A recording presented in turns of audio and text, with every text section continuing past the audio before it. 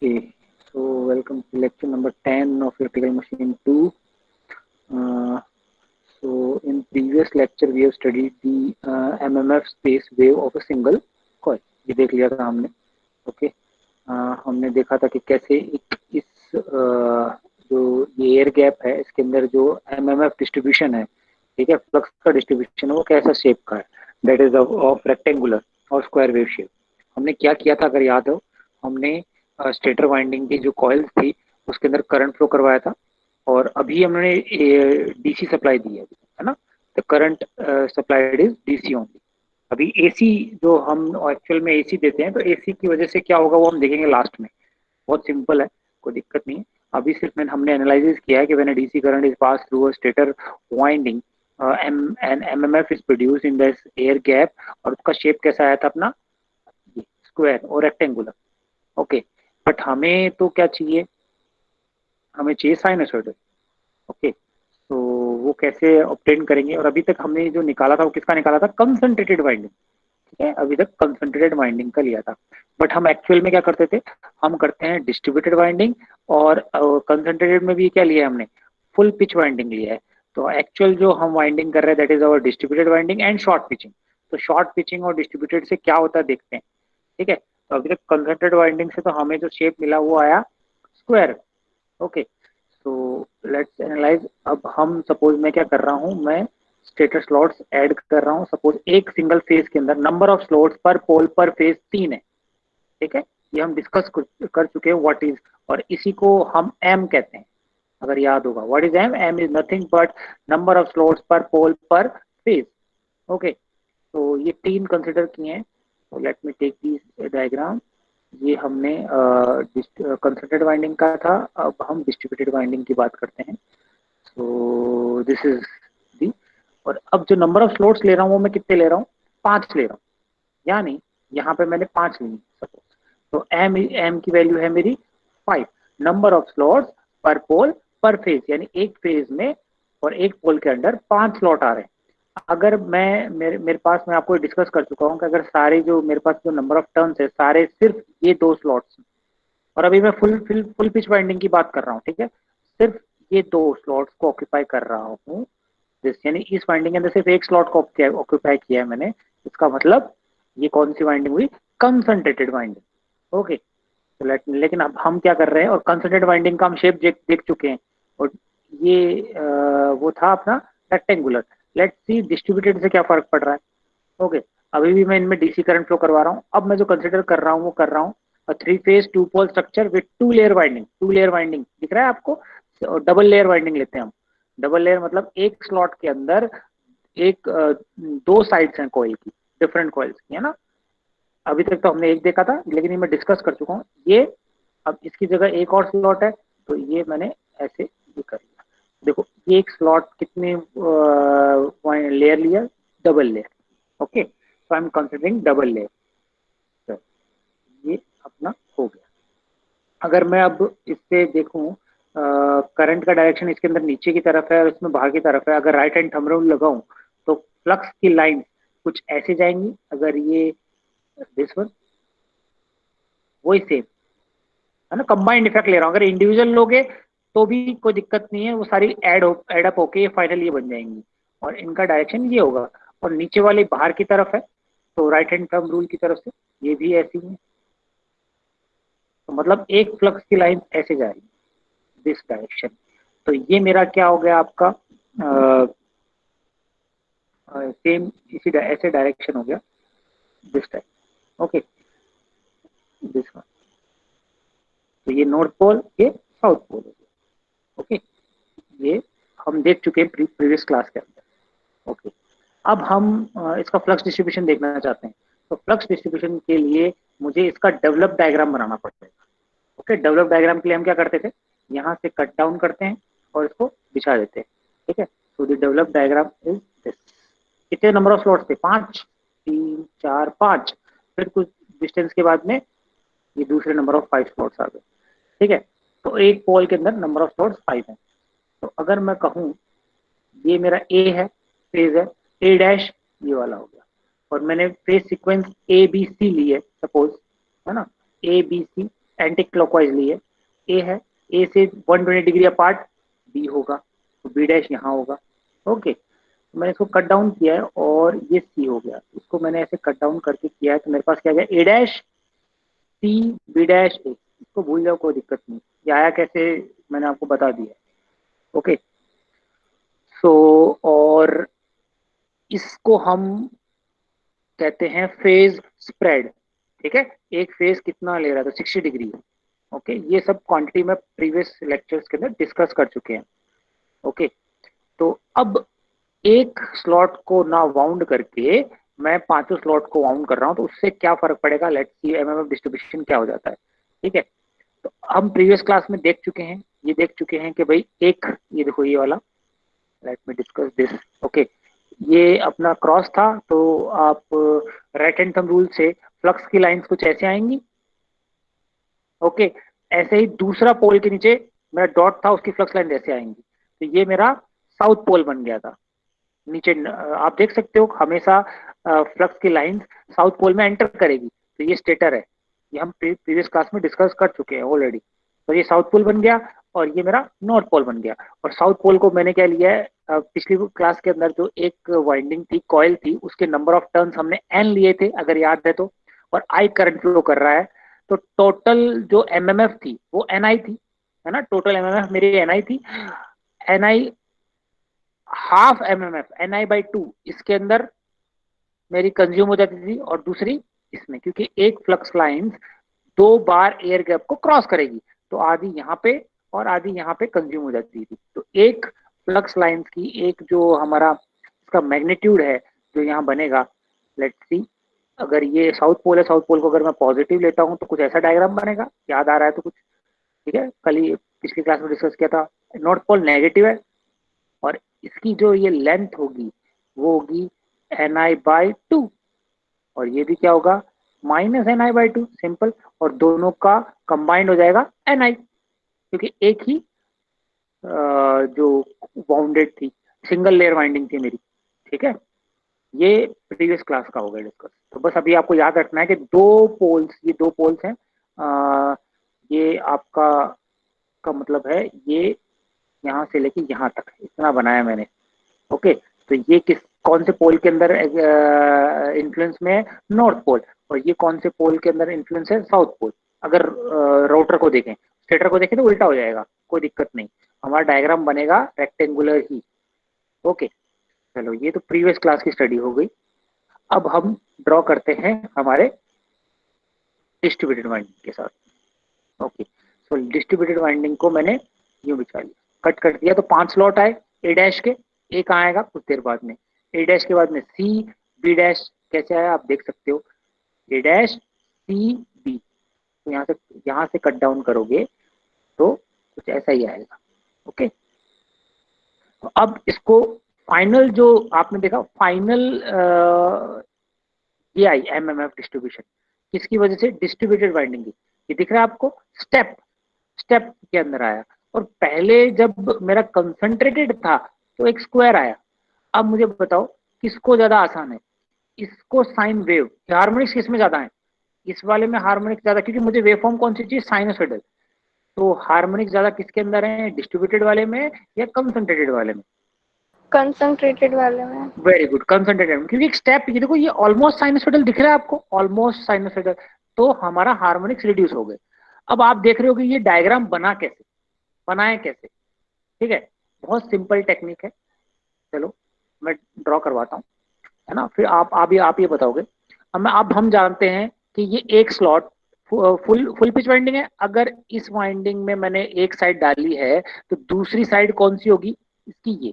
अब उससे पहले मुझे ये दिखाना है कि ये डबल लेयर वाइंडिंग है, तो जो MMF produce will be 2 times of N I into I C, सही दिख रहा हूँ मैं, 2 टाइम्स ऑफ एन आई, वहां पे सिंगल लेयर वाइंडिंग थी तो MMF produced was N I, और यहाँ पे डबल लेयर वाइंडिंग है तो total MMF produce will be twice of N I, इसमें कोई कंफ्यूजन नहीं क्योंकि डबल लेयर वाइंडिंग है। Okay, where N is number of turns in single coil, in a coil, और I is the current, armature current. तो अब आप समझ रहे होगे कि भाई 2 एन आई प्रोड्यूस कर रहा है, तो अगर यहाँ पे दो बार फ्लक्स काट रही है एयर गैप को, एनआई यहाँ पे कंज्यूम हो जाएगा और दूसरा एनआई यहाँ पे कंज्यूम हो जाएगा। तो अब मुझे बताओ जो ये लेंथ होगी इस रेक्टेंगुलर वेव की, ये वाली, वो कितनी होगी? एनआई के बराबर। सही कह रहा हूँ, एनआई, ये भी एनआई, तो टोटल कितना हो गया? 2 एनआई। पहले वाले के अंदर सिंगल लेयर वाइंडिंग थी तो एनआई बाई टू डिवाइड हो गई थी, बट यहाँ पे डबल लेयर वाइंडिंग, इसलिए टोटल ही MMF generated is twice of NI. N is number of turns, I is the armature current. चलो, तो अब मुझे बताओ, अगर एक फुल पिच वाइंडिंग है तो अगर ये नंबर ऑफ स्लॉट है, ढंग से देखना, let me take different colour, this is first slot, this is second slot, third, fourth और फिफ्थ। ये क्या होगा? 1 डैश, 2 डैश, 3 डैश, 4 डैश और 5 डैश। अब मुझे बताओ, अगर यहाँ पे एक साइड कॉइल की इसमें है तो दूसरी साइड कहाँ होगी? ये बताओ, किस में आनी चाहिए? ये 1 में है, ठीक है, तो ये दूसरी साइड में कहाँ बाउंड करूं? 1 डैश। 1 डैश में, very good. And so on, ये 2 में है तो ये किस में जाएगा?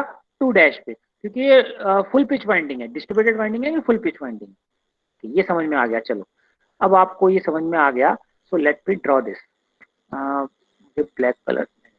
अभी आप क्या करो, ये डायग्राम स्टेप वाला, एक एक स्लॉट ही लो, एक स्लॉट पेयर लेंगे। तो ये 1 डैश लिया है, 1 लिया है तो 1 डैश ये दो। तो इसके लिए मैंने ब्लैक, ये दिख रही है आपको, ब्लैक एक्सिस लिए। तो मुझे बताओ, इन दोनों को, बाकी को भूल जाओ, इन ये सिर्फ ये दो है, ये वाला और ये वाला है, तो उसके लिए फ्लक्स डिस्ट्रीब्यूशन कैसा आएगा? ये देखो,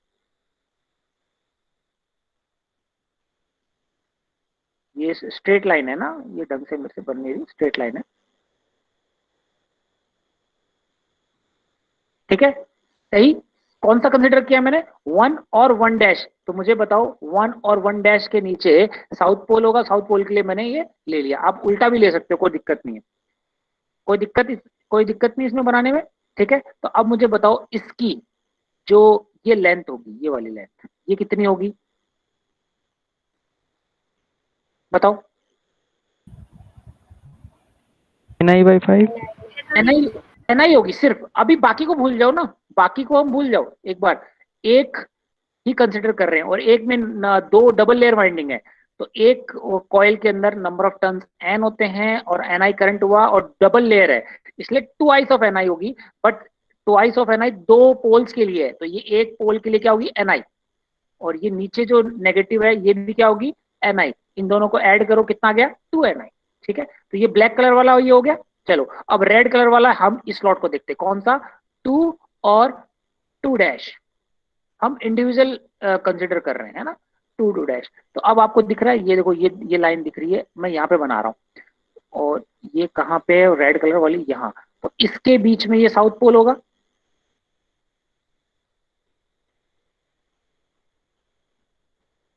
फिर से ये क्या होगा? एनआई, सिर्फ इतना डिस्टेंस, और ये भी क्या होगा? एनआई। ये टोटल 2 एनआई हो गया। कोई दिक्कत तो नहीं इसमें बनाने में? चलो, अब थर्ड ग्रीन वाला है, थर्ड स्लॉट, ये थर्ड स्लॉट है ना, ये ग्रीन कलर की, इसमें बनाते हैं। तो ये तो यहाँ पे, और दूसरा ग्रीन यहाँ पे, ये वाला कलर आ गया थोड़ा, कोई दिक्कत नहीं है। ये इसके सेंटर पॉइंट हो गए, यहाँ बना लेते हैं इसको।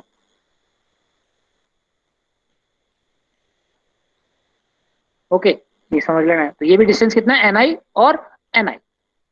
फिर फोर्थ स्लॉट ब्लू कलर, कहाँ पे? यहाँ तक, ये लो, ये बना लेते हैं यहाँ पे लास्ट ब्लू कलर तक।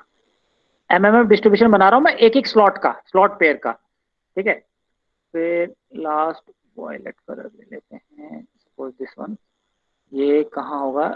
ये वाला, यहाँ तक।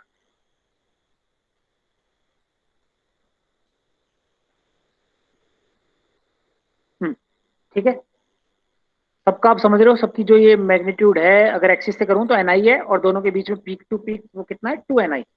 कोई दिक्कत नहीं, क्योंकि एक स्लॉट का आप बनाना जानते हो, हमने बनाया था पिछली क्लास के अंदर। देखो, ये एक स्लॉट का, इन दोनों के बीच का ये डिस्टेंस, ऐसे बनाते हैं। ओके, कोई दिक्कत तो नहीं इसमें? चलो, अब बेसिकली 5 स्लॉट है तो इसका रिजल्टेंट बनाना पड़ेगा, ठीक है। तो रिजल्टेंट कहाँ बनाया मैंने, इसके अंदर बनाया। चलो हम यहाँ से चालू करते हैं इससे। ये जो ये आपको दिख रहा है इससे पहले देखें, यहाँ पे कितना है, माइनस एन आई। ओके, ये माइनस एन आई, ये माइनस एन आई, ये माइनस एन आई। देखो ये प्लस एन आई है और ये कितना है, माइनस एन आई। कैंसिल आउट कर देंगे आप एक दूसरे को, ठीक है। माइनस एन आई माइनस एन आई माइनस एन आई कितना है, माइनस 3 एन आई। तो मैं यहां बनाऊं, ओके। ये कितना है आपका, 3 एन आई, सिर्फ इसके अंदर। चलो अब इस वाले में देखते हैं, माइनस एन आई माइनस 2 एन आई माइनस 3 एन आई, ये प्लस आ गया तो कितना आ गया, प्लस 2 एन आई, फिर एक ये आ गया प्लस आ गया, या फिर ये कह सकते हो ये प्लस 2, ये माइनस को कैंसिल कर देंगे तो ये कितना बचा, माइनस एन आई। ये माइनस एन आई यहाँ कहीं बना देता हूं मैं, ये एन आई, माइनस एन आई का मतलब समझ रहे हो ना, ये जीरो एक्सिस है इसके नीचे। ओके, थर्ड स्लॉट देखते हैं, ये वाले इसके अंदर, ये देख लिया, इसके अंदर देखते हैं। 2 माइनस एन आई है, दो दो प्लस एन आई, 2 माइनस एन आई, कैंसिल आउट, ये क्या आ गया, प्लस एन आई। तो प्लस एन आई कहाँ ऊपर पहुंच गया है, देखो ये, this is an I only. Okay, यहाँ देखते हैं, इस वाले में देखते हैं, ये माइनस एन आई प्लस एन आई को कैंसिल आउट कर दिया, 1 2 3, प्लस 3 एन आई आया है, plus 3 N I, this 3 N I. Okay ठीक है, अब ये बीच वाला portion, plus plus plus plus plus कितने, 5, ये कितना आया, 5 एन आई। ओके, अब फिर से इधर इधर कंसिडर करना, सेम जैसा ऐसा ऐसा ही आएगी, 3 N I, this this, so on. देखा आपको स्टेप फंक्शन। अब हम जानते हैं कि मिडल, ये पूरे 5 स्लॉट है तो इसका मिडल पॉइंट कहाँ आएगा, ये बीच वाले स्लॉट का, इधर भी बीच वाले स्लॉट का, तो इनके बीच का क्या कहलाएगा, ये साउथ पोल। और माइनस पाई बाई 2 से प्लस पाई बाई 2 ही तो जाएगा 180 डिग्री, ठीक है। माइनस 90 से प्लस 90 ही पोल 120 डिग्री होगा। तो यहाँ से कंसिडर करोगे तो ये माइनस पाई बाई 2 होगा और ये प्लस पाई बाई 2 होगा, और इसको आप ड्रॉ करोगे तो आराम से समझ में आया कैसे बना। ये था हमारा फाइनल, दिस वन। ओके, ये बुक में नहीं दे रखा होगा, ये मैंने आपको बना के दिया, कोई बुक में नहीं दे रखा होगा ये, ठीक है। ये आया कैसे, हाँ बस पाई बताओ। बाई 2 कैसे आया है? अच्छा ये कैसे आया, देखो, लेट मी सेट दिस। देखो ये डायग्राम दिख रहा है आपको, तो सबसे पहले पहले 1 स्लॉट की बात करते हैं, उसमें समझ में आएगा। मुझे बताओ, इसके अंदर सिंगल स्लॉट के अंदर एक पोल के अंदर कितना आ रहा है, एक पोल पिच कितनी है बताओ, 180 डिग्री है, सही कह रहा हूं मैं? Yes sir. ठीक है, तो मैं अगर यहाँ पे ये 0 डिग्री है, ये कितना है, होगा माइनस 90 डिग्री कह सकता हूँ, और ये एंगल कितना होगा, 90 प्लस। हाँ। तो मैंने फ्लक्स डिस्ट्रीब्यूशन कहाँ प्लॉट किया है, एक पोल के अंदर यहां से लेके यहां तक, ये साउथ पोल आ रहा है सपोज, ठीक है। तो यहां से लेके यहां तक कितना डिफरेंस है, प्लस 90 से माइनस 90 या माइनस 90 से प्लस 90, यानी एक पोल पिच के अंदर फ्लक्स डिस्ट्रीब्यूशन मैंने प्लॉट किया है यहाँ पे। तो देखो ये एक पोल पिच, इस वाले के अंदर देखो, दिस वन, ये रहा, यहां से लेके यहां तक एक पोल है साउथ पोल, तो ये कहां से है, प्लस माइनस 90 से लेके प्लस 90। ओके, सिमिलरली इसके अंदर मैंने इसका मिडिल पॉइंट लिया है क्योंकि 5 है, तो ये मिडिल पॉइंट होगा, ये मिडिल पॉइंट होगा, तो इसके बीच में एक साउथ पोल होगा, तो साउथ पोल के अंदर एक ही फेज डिफरेंस आएगा, माइनस 90 से प्लस 90। समझ में आया? Yes sir. चलो ये बनाना आ गया सबको, कोई दिक्कत नहीं, एग्जाम में आता है तो आपको रट्टाफिकेशन की जरूरत नहीं है इतना कि भाई मैं इसको बनाऊं कैसे, इससे अच्छा है कि आप ऐसे इंडिविजुअल बना लो। तो this is the flux distribution due to distributed winding, ठीक है ना। और अभी तक मैंने जो करंट दिया है वो कैसा है, मेरा डीसी करंट है, ध्यान रखना। बट एक्चुअल में हमारा सप्लाई करंट जो हम स्टेटर को देते हैं, तो स्टेटर को हम स्टेटर की वाइंडिंग को देते हैं, वो कौन सा करंट होता है, एसी या डीसी, बताओ। एसी। एसी तो देते हैं, थ्री फेज सप्लाई है, थ्री फेज सप्लाई में एसी ही करंट देते हैं, लेकिन अभी मैंने डीसी डिस्ट्रीब्यूशन दिया है, हम अभी तक डीसी डिस्ट्रीब्यूशन कर रहे हैं, उसके बाद में एसी इसी से डिराइव हो जाएगा, कैसे होगा वो देखेंगे। ओके, तो ये हमारा देखो फ्लक्स डिस्ट्रीब्यूशन, ये मैंने इसमें आपको जो पीडीएफ शेयर करी है क्लास में, जो नोट्स किए हैं उसमें बना के दिखाया है। Okay, you can check that. तो ये हमारा बना है। ओके, इसका ये पॉइंट होगा। ओके, और 5 ni इसका 0 से मैग्नीट्यूड होगा जो मैक्सिमम होगा, और हमें चाहिए इसका फंडामेंटल कंपोनेंट। ओके, तो पिछली क्लास के अंदर हमने देखा था ये फंडामेंटल कंपोनेंट हमने फोरियर सीरीज से कैलकुलेट किया था, that was equal to this one. Fundamental component मतलब सिर्फ साइनसोइडल, मुझे third harmonic, fifth harmonic, seventh harmonic से कोई मतलब नहीं है। So by Fourier series analysis the magnitude of that was 4 upon pi ni by 2 cos theta. Theta is nothing but the angle of rotation from the magnetic neutral axis, ये magnetic axis है। Okay, ये है।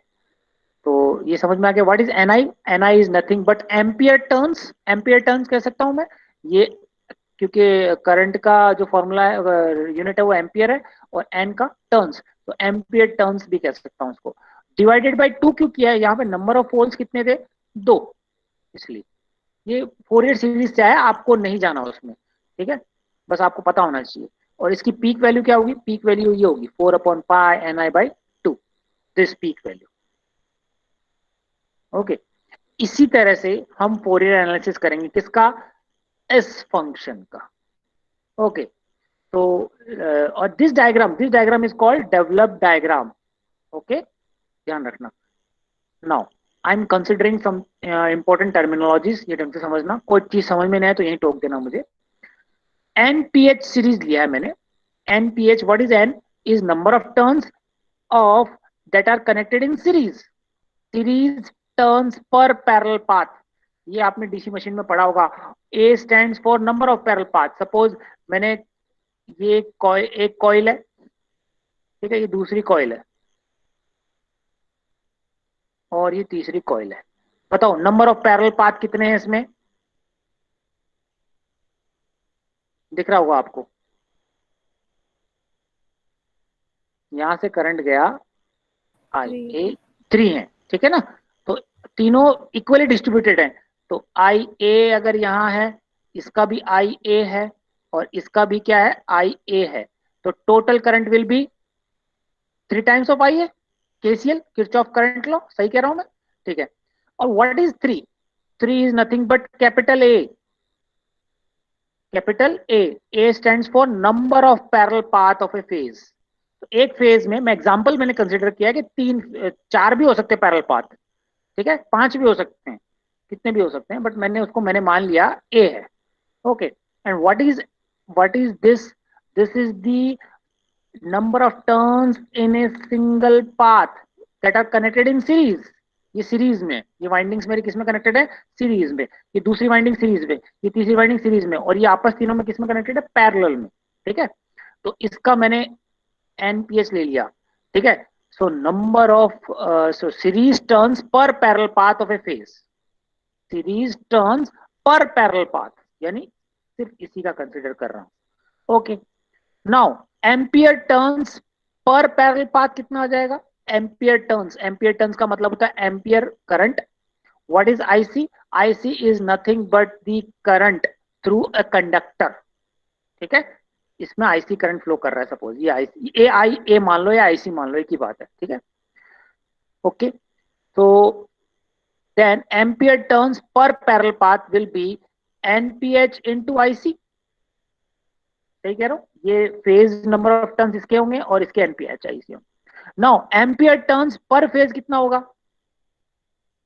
ये तो सिर्फ पर parallel path हुआ, और एक फेज में कितने पैरेलल पाथ है, 3 है, तो मुझे टोटल एम्पियर टर्न्स निकालने होंगे, 3 से मल्टीप्लाई करना पड़ेगा, 3 से मल्टीप्लाई करना पड़ेगा या कैपिटल ए से मल्टीप्लाई करने का, एक ही बात है। ओके, तो ये मैं आपको टर्मिनोलॉजी समझा रहा हूं। तो एम्पियर टर्न्स पर parallel path NPH into IC, and ampere turn पर phase will be nothing but multiply by A. अब मुझे बताओ A, what is IC, IC is nothing but the current through a conductor और a winding, ठीक है। और अगर ये 3 इंटू आई ए, यानी A इंटू आई सी या I A is nothing but a phase current. Phase current बोल सकता हूँ। What is phase current? एक फेज में टोटल करंट फ्लो कर रहा है वो कितना है? 3 टाइम्स ऑफ आई सी ले लो, चलो इसको, तीनों में आईसी फ्लो कर रहा है, इसमें भी आईसी फ्लो कर रहा है, इसमें भी आईसी फ्लो कर रहा है, इसमें भी आईसी फ्लो कर रहा है। नंबर ऑफ पैरेलल पाथ मेरे ए है और ए की वैल्यू कितनी है? 3। तो टोटल करंट, फेज करंट कितना हो गया? 3 टाइम्स ऑफ आईसी और A times of IC, and that current is called phase current. ये टर्मिनोलॉजी मैंने आपको समझा दी, ठीक है। चलो नाउ एम्पियर टर्न्स पर पोल पर फेज कितना होगा? NPH, ampere turns, ampere I A turns, NPH series. यहाँ पे जब भी हम टर्न्स की बात करेंगे वो सीरीज करेंगे, पर पोल पर फेज है ना। NPH series divided by pole. Okay, अब फॉर कंसंट्रेटेड वाइंडिंग हम कैलकुलेट कर चुके हैं फोरियर सीरीज एनालिसिस से, मैं आपको बता चुका हूँ। कंसंट्रेटेड वाइंडिंग के लिए क्या था? देखो, एम्पियर टर्न्स पर पोल इंटू 4/π इंटू कॉस थीटा, बस यही फॉर्मूला यहाँ लगाना है, सिंपल। कंसंट्रेटेड वाइंडिंग के लिए क्या होगा? 4/π NPH series divided by P into I A, ये पीक वैल्यू है। Okay, peak value. और नॉर्मल जो इसकी आरएमएस वैल्यू वो क्या हो जाएगी? कॉस थीटा से मल्टीप्लाई कर देंगे। अब ये तो कंसंट्रेटेड वाइंडिंग का था। डिस्ट्रीब्यूटेड वाइंडिंग के लिए क्या करोगे? डिस्ट्रीब्यूटेड वाइंडिंग के लिए हमने पढ़ा था इंड्यूस ईएमएफ के अंदर या फ्लक्स के अंदर एक टर्मिनोलॉजी मल्टीप्लाई हो जाती है, कौन सी? क्या कहते थे उसे हम? एनीवन याद आया कुछ? KD। KD, very good. KD और केबी, ठीक है, कंफ्यूज मत हो जाना, कई बुक के अंदर KD and KB are same only. कैसे? केबी, केडी है हमारा डिस्ट्रीब्यूशन फैक्टर और केबी है हमारा breadth factor, both are same. Okay, अलग अलग ऑथर ने अलग अलग डिफाइन किया है, तो कंफ्यूज मत हो जाना। यहाँ पे केबी इज अवर ब्रेड्थ फैक्टर और डिस्ट्रीब्यूशन फैक्टर केडी, ठीक है। यहाँ पे केडी भी लिखोगे तो भी चलेगा। Okay, let me rub this. आज आपका ये फर्स्ट यूनिट खत्म हो जाएगा, है ना। फोर डिस्ट्रीब्यूटेड वाइंडिंग 4/π सिर्फ केबी से मल्टीप्लाई हो जाएगा। Hence the first fundamental component final बन जाएगा 4/π KB this I A into cos theta. Okay, this one समझ में आया? This is the final equation. अगर डेरिवेशन आती तो आप डायरेक्ट ऐसे लिख सकते हो, कोई दिक्कत नहीं। तो ये आपने देखा कि भाई जब मैंने डिस्ट्रीब्यूटेड वाइंडिंग किया, अब डिस्ट्रीब्यूटेड वाइंडिंग में भी कौन सा किया है मैंने? फुल पिच वाइंडिंग किया अभी तक तो, तब मेरा और हार्मोनिक्स कम हो गए, ठीक है। अब मैं क्या कर रहा हूँ? डिस्ट्रीब्यूटेड वाइंडिंग तो कर ही रहा हूँ, साथ में शॉर्ट पिचिंग कर रहा हूँ। शॉर्ट पिचिंग का मतलब यह होता है, मैं बता चुका हूँ अभी तक हमने क्या किया था। Let me rub this. अभी हमने किया था एक ये डबल लेयर वाइंडिंग इसमें से आई है फर्स्ट, तो ये किस में जाएगी? इस वाले में। इसकी जगह मैं क्या कर रहा हूं? यहां पे जाके इस वाले में चलेगी, दैट इज शॉर्ट पिचिंग। तो शॉर्ट पिचिंग भी सेम ऐसे आएगी। Let me show this. This is the example of short pitching. मैंने 2 स्लॉट्स लिए। ओके, अब ये A2 है, A2 को मैं दूसरी वाइंडिंग ए इसमें डाल दूं, that is my full pitch. But अब मैं क्या कर रहा हूं? अब मैं कर रहा हूं A2 को किस में डाल रहा हूं? A2 डैश में, और A1 को किस में डाल रहा हूं? A1 डैश में। शॉर्ट पिचिंग हो गई, ठीक है। शॉर्ट पिचिंग हो गई 1 स्लॉट से, सपोज फॉर एग्जांपल। और इन दोनों के बीच का जो एंगल है, दैट इज, उस एंगल को हम क्या कहते हैं? जीटा, या फिर क्या? गामा, जो स्लॉट एंगल, ठीक है। और याद आया एक फैक्टर हम कहते थे केपी, पिच फैक्टर, उसकी वैल्यू यस कितनी थी? Sir. Cos zeta by two, cos याद जीटा है? बाई 2। ओके, तो ये जीटा बाई 2, ये वाला थीटा एसपी बाई 2 दे रखा है ना, थीटा एसपी लिख रखा है इसने यहाँ पे, यही जीटा है, कंफ्यूज मत हो जाना, ठीक है। अब अगर इसका हम बनाएंगे, देखो A2 डैश A1 डैश, अगर मैं इसको फिर से इसको काटू और इसको मैं कट कर रहा हूं, इसका एमएमएफ डिस्ट्रीब्यूशन देख रहे हैं ड्यू टू शॉर्ट पिचिंग, है ना। क्या हो रहा है? कट करूंगा तो क्या आएगा? A2 डैश A1 डैश और उसके बाद में A1 और A2, ये बनेगा A2 dash A1 dash A1 A2, इतना। और ये फिर वापस चालू होगा, रिपीट। तो अब इसका फ्लक्स डिस्ट्रीब्यूशन कैसे बनाओगे? ऐसे ही बनाओगे, ठीक है। आप डायरेक्ट बना सकते हो। तो आपने देखा यहां पे फिर से क्या आ रहा है? स्टेप। ओके, तो तो आपने देखा कि जैसे मैं डिस्ट्रीब्यूशन वाइंडिंग करता हूं तब भी उसमें स्टेप्स बन रहे हैं, स्क्वायर वेवफॉर्म नहीं बन रही, स्टेप वेवफॉर्म बन रही है। और जब मैंने शॉर्ट पिचिंग की तब भी कैसी वेवफॉर्म बन रही है मेरी, स्टेप। मतलब इसके अंदर हार्मोनिक्स क्या होगा, कम। तो मैंने डिस्ट्रीब्यूटेड के साथ भी क्या कर दिया, अब डिस्ट्रीब्यूटेड में क्या कर रहा हूं, हाँ दिस वन, डिस्ट्रीब्यूटेड के अंदर भी ये रहा, डिस्ट्रीब्यूटेड के अंदर भी मैं शॉर्ट पिचिंग कर रहा हूँ, इसके अंदर डाल रहा हूँ। ओके, तो अब मेरा जो आएगा, यहाँ पे मैंने बता रखा है, पूरा एक्सप्लेन कर रखा है। The effect on the MMF wave of short pitch coil can be visualised by below figure. कौन सी, ये वाली फिगर, यहाँ पे मैंने एक्सप्लेन कर रखा है जो। ओके, ये आप बना सकते हो, कोई दिक्कत नहीं है। और बनाने में दिक्कत है तो पूछना कैसे बनाओगे। पहले इसको कंसिडर करोगे, ये वाले को और ये वाले को, तो इसका कैसे बनाओगे, ये स्ट्रेट यहां तक रेड कलर, इसका फिर कैलकुलेट कर लोगे। ओके, ऐसे करोगे। तो हमने बस, हमारा जो कंक्लूजन था कि स्टेप ही आ रहा है जिसमें हार्मोनिक्स कम होंगे, नो डाउट। अब मुझे इसका निकालना है FA1। वो कैसे निकलेगा, सिंपल। आप क्या करोगे, यहाँ पे फाइनल इक्वेशन क्या बन जाएगी मुझे बताओ। अब उसकी वजह से हमारे पास ये फाइनल इक्वेशन आ गई थी, ये वाली। इसके अंदर किससे मल्टीप्लाई कर दोगे, केपी से। सही कह रहा हूं, शॉर्ट पिचिंग और कर दी मैंने, तो डिस्ट्रीब्यूटेड वाइंडिंग केबी और केडी और केपी से। अब मुझे बताओ केपी इंटू केबी या फिर केडी, इसको क्या कहते हैं हम, बता चुका हूं मैं। Power factor. नहीं नहीं नहीं, केडब्ल्यू, KW। वाइंडिंग फैक्टर, है ना, वाइंडिंग फैक्टर। तो देखो इसको मैंने यहाँ पे वापस लिखा है यहाँ पे दिस। और के पी की वैल्यू कितनी होती है, कॉस जीटा बाई 2, ओके, 4/पाई। तो फाइनल इक्वेशन मेरे पास बन गई ये क्या है, final equation of short pitch and distributed, I A cos theta. ठीक है, I A. What is I ए, मुझे बताओ what is I A. Line current और फेज करंट, कौन सा करंट लिया है मैंने अभी,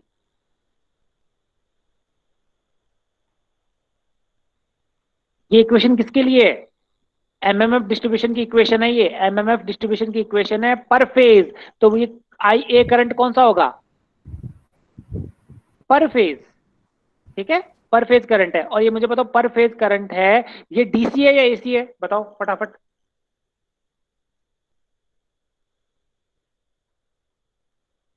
बताओ बताओ। एसी। एसी नहीं होगा, क्योंकि अभी मैंने अजम्पशन अभी क्या माना है स्टार्टिंग से, कि मैंने एमएमएफ डिस्ट्रीब्यूशन किया है एसी वाइंडिंग का। लेकिन यहां से जब मैंने क्या कहा आपको कि अभी तक जो मैंने बना रहा हूं वो किसके लिए बना रहा हूं, हम निकाल रहे एसी वाइंडिंग का है लेकिन चालू डीसी से किया है अभी। ये आई ए करंट है, that is my DC current. अभी भी बोल रहा हूं मैं, ढंग से समझना। ठीक है, I A is my DC current. Okay, तो ये एमएमएफ डिस्ट्रीब्यूशन है पर फेज, और ये आई ए है मेरा कौन सा, डीसी करंट। अब एसी, अब आई ए अगर एसी करंट होगा तो कुछ नहीं करना है, ये रहा यहां इक्वेशन में, see this, when phase A carries sinusoidal current. अभी तक फेज ए आई ए कर रहा था, अब आई ए की वैल्यू क्या हो जाएगी, आई एम कॉस ओमेगा टी। अगर डीसी होगा तो आई ए की वैल्यू क्या रहेगी, आई एम ओनली, क्योंकि डीसी में तो एक ही डायरेक्शन में करंट फ्लो करता है और आई एम होगा। एसी का मतलब साइनोसोडल, तो मैंने आई ए की वैल्यू की जगह क्या पुट कर दिया, आई M cos omega T. Okay, cosine form में होगा साइनोसोडल करंट, ये वाला। ओके, कोई दिक्कत नहीं, साइनोसोडल करंट है और इसको मैंने आई ए, यानी अब इस इक्वेशन के अंदर आई ए की जगह क्या पुट कर दो, आई M cos omega T put कर दो। तो this is the final equation for MMF distribution of A AC winding. ठीक है, डीसी वाइंडिंग में क्या था, कोई डिफरेंस नहीं था, आई ए मेरा कांस्टेंट था, डीसी था। आई ए की जगह मैंने एसी पुट करना है तो I M cos omega T put कर दो, सिंपल। ओके, ये मेरा 4/पाई के W N P H series upon P, ये मेरे क्या पीक है, कांस्टेंट वैल्यू है, चेंज नहीं होंगी। तो आई एम तक लेके इतने को मैंने क्या लिख दिया, F M, the peak value of this MMF distribution, cos omega T into cos theta T. तो फाइनल इक्वेशन बनी वो मेरी बनी FA1 इज, FA1 क्या है, MMF distribution of fundamental component, ठीक है ना, is equal to F M cos omega T cos theta. Okay, चलो अब इसको ड्रॉ करते हैं, ये इंपॉर्टेंट है। अब मुझे बताओ, सिर्फ एक वेव फॉर्म ड्रॉ कर रहा हूं मैं, कॉस ओमेगा टी की वैल्यू आप 0 ले लो। क्या ले रहा हूं मैं, इसको मैं ड्रॉ कर रहा हूं एमएमएफ को थीटा के रेस्पेक्ट में, ठीक है, थीटा थीटा को वेरी कर रहा हूं, और ओमेगा टी की value suppose, what is omega, omega जो साइनसोइडल घूम रहा है, तो अभी ओमेगा की वैल्यू मैंने सपोज यहाँ पे ओमेगा टी यहाँ पे होगा करंट 0 ले ली, है ना, ये करंट की वेव फॉर्म है, 0 लूंगा तो FA1 क्या बन जाएगा, FM cos थीटा वाला ग्राफ आएगा, सही कह रहा हूं, ये ब्लू वाला, ऐसा कुछ। ओके, वैल्यू पुट करते चेंज करते जाओ आप cos थीटा की, ये तो है ग्राफ। ओके, नाउ जब करंट मेरा ओमेगा टी इजिकल टू 0 है, ओमेगा टी इजिकल टू यहाँ पे पहुंचा, यानी या फिर और देख लो 60 डिग्री, 1 π/3 कितना होता है, 60 डिग्री, 60 डिग्री पे पहुंचा, तो 60 डिग्री के लिए जैसे आपने पुट करोगे cos 60 डिग्री हमारा क्या होता है, √3/2, है ना, कम हो जाएगा मैग्नीट्यूड, सॉरी हाफ हो जाएगा, सॉरी हाफ हो जाएगा, cos 60 डिग्री आपका हाफ होता है, तो देखो मैग्नीट्यूड सेम नीचे आ जाएगा, और ये वाला ग्राफ बनेगा किसके लिए, जब मेरा ओमेगा टी की वैल्यू कहाँ 60 डिग्री पे पहुंच गया, जैसे ही ये पाई पे पहुंचा 180 डिग्री पे पहुंचा, तो कॉस ऑफ पाई क्या होता है, नेगेटिव, ये देखो नेगेटिव, ऐसे ही -π/3 की जगह 2π/3, ठीक है ना, यानी 120 डिग्री पे, तो ये वाली वेव फॉर्म। तो आपको पता है जब सीआरओ में ये वेव फॉर्म देखोगे ना, तो पता कैसी दिखेगी, फ्लक्चुएटिंग ऐसे, मतलब ऐसे चल भी रही है, और इस टाइप की वेवफॉर्म को हम कहते हैं पल्सेटिंग वेवफॉर्म और स्टैंडिंग। तो एमएमएफ आपको एक तो सीआरओ में ऐसा दिख रहा है, ओके, अगर डीसी डीसी सप्लाई दोगे तो ऐसा दिखेगा, बट अगर मेरी सप्लाई कैसी एसी है तो आपको क्या दिखेगा, दो वेवफॉर्म दिखेंगी साइमल्टेनियसली ऐसे फ्लक्चुएटिंग करते हुए, एक ही पे ये फ्लक्चुएट कर, है ना, that waveform is called standing MMF wave caused by sinusoidal current in phase A coil। तो अब समझ में आया, अगर मैं डीसी करंट दूंगा तो कैसा दिखेगा सीआरओ में मुझे एमएमएफ, बस ये हार्मोनिक्स रिड्यूस कर दिए, ठीक है ना, मैंने हार्मोनिक्स फंडामेंटल कंपोनेंट की बात कर रहा हूं मैं, ओके, तो मुझे ये दिखेगा, बट अगर मेरा एसी करंट देता हूं तो ये दिखेगा ऐसे फ्लक्चुएट कर रही है, कम ज्यादा मैग्नीट्यूड, बड़ा हुआ मैग्नीट्यूड, क्यों, क्योंकि एक साथ में दो क्वांटिटी जुड़ गई, क्योंकि हमारी जो ये फ्लक्स है एमएमएफ दो क्वांटिटी पे डिपेंड कर रही है, ओमेगा पे, ओके, कॉस ओमेगा टी पे, करंट की फ्रीक्वेंसी पे, और ये थीटा, क्योंकि खुद भी तो रोटेट कर रहा है रोटर उस पे, मैग्नेटिक एक्सिस। तो this is the wave form that will be seen on CRO. ये तो स्टेशनरी दिखाई है मैंने आपको, समझ में आ रही है ना, कम ज्यादा फ्लक्चुएटिंग, ये दिखेगा।